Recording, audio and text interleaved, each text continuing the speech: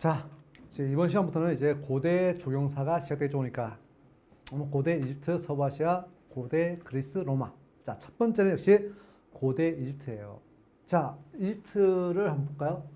자, 제일 중요한 거 말했습니다. 환경, 자연환경이 제일 중요하다고 그랬죠. 보니까 그래서 자, 사막 기후였다. 다 했죠. 보니까 자, 사막 지역이니까 어때요? 중요한 거는 화촌에게 부족하니까 이런 원해가 발달할 수 있는 계기가 된 게 환경 때문이에요. 그래서 이런 기록들이 남아있다고 보시면 됩니다. 중요한 거 아니에요. 그냥 원해 발달해서 이런 기록들이 이집트에 남아있더라 하시면 되고, 그 다음 지난 시간 설명드렸죠. 보니까 나일강이 정기적으로 범람했더라. 그래서 어때요? 상류 지역에 있는 비옥한 토양을 하류 쪽으로 밀고 와서 하류 지역이 아주 풍부한 이제 농지 지역으로 조성이 가능했다고 보시면 됩니다. 그러다 보니까 이제 이집트 정원 발달에도 큰 영향을 미치더라. 근데 제일 중요한 건 뭡니까? 정원 발달의 가장 큰 영향은 자연환경. 자연환경이 제일 큰 영향을 미치고, 이런 나일강의 범람도 자연환경이 좋으니까 역시 이집트의 정원 발달에도 큰 영향을 미쳤다고 보시면 됩니다. 자, 그다음 철학 표현이에요. 자, 일단 고대 시대는 대부분 다 다신교예요, 다신교. 그래서 이 종교의 영향을 많이 받죠. 보니까 그래서 종교에 의해서 정치, 경제, 문화, 사회 등의 영향을 받더라 하시면 됩니다. 그래서 아까 했죠, 다신교, 그죠?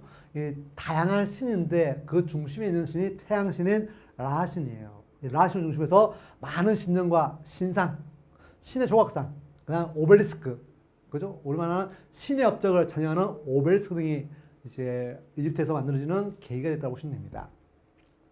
근데 뭐라 했습니까? 아까 말했지만 사후의 세계를 믿는 종교였다 하시면 되고, 그다음 신정 정치가 행했다고 보시면 됩니다. 고대 시대 다 신정 정치예요. 왕이 어때요?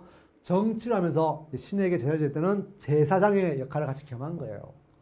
그다음에 고대 이승만의 특징을 가지고 보니까 중요합니다. 신정 정치였고, 또 하나는 자 보세요. 관계 농업이 발전했다고 보시면 됩니다.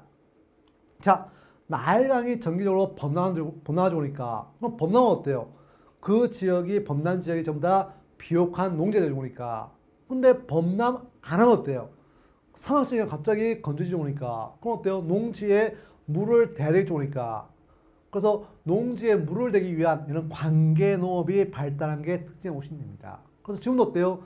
고대 이집트의 이제 그림이나 벽화를 보면 이제 나일강에서 물을 끌어들여서 논으로 관계를 하는 그런 조각이나 그림들이 많이 나와 있다고 보시면 됩니다.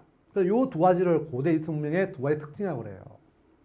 그 다음에 중요한 아까 했죠, 사후의 세계를 인정하는 영혼 불멸의 사상이었다고 보시면 됩니다. 그냥 사후의 세계를 인정했더라. 그죠?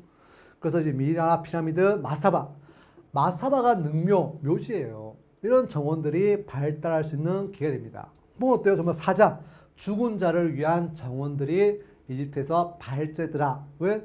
그 사후의 세계를 믿는 종교의 영향을 받다고 보시면 됩니다. 자, 그 다음에 이제 이집트의 건축과 도시계획이에요. 아까 말했죠, 분묘, 묘지 건축이 주가 됐다고 보시면 됩니다. 역시 사후의 세계를 믿는 자연 숭배사상과 내세관, 종교의 영향으로 마사바, 피라밋, 미이라 등이 발전했더라. 몇 번 했죠, 보니까. 이 피라밋은 최초의 가장 단순하고 추상적 기하학 정치다. 왜? 피라밋은 어때요? 위에서 보면 이렇게 됐죠, 보니까. 그죠? 방향으로 이런 식으로 차곡차곡 올라가잖아요, 보니까 이렇게. 쭉 올라와서 이 꼭대기죠, 이렇게. 그 어때요? 형태가 좌우 대칭의 정형식이 보니까 기하학적, 정형적인 형태였다고 보시면 됩니다. 그 다음에 이제 신정건축. 아까 말했죠. 신을 모시기 위한 신정건축이 주가 되는 사회가 역시 이집트예요. 근데 신정은 두 가지, 장제신전과 예배신전, 이 두 가지로 굽습니다. 근데 외울 필요는 없어요. 자, 예배신전은 말 그대로 이제 신의 신상, 조각상을 세우고 신을 모시기 위한 신전이 예배신전이에요. 그럼 장제신전은 뭡니까? 장제신전은 이제 왕이 있죠. 그러니까 왕이 죽은 후에 왕의 신을 모시고 이 왕을 신격화하기 위한 신전이 장제신전을 보시면 됩니다. 이런 신전 건축이 주어졌더라. 외울 필요 없습니다. 자, 근데 보니까 이제 신전 건축의 평면적 특징이 알죠. 보니까 우리말은 이제 신전 건축에 들어가는 순서예요. 첫 번째가 열주가 있는 안뜰이 나옵니다.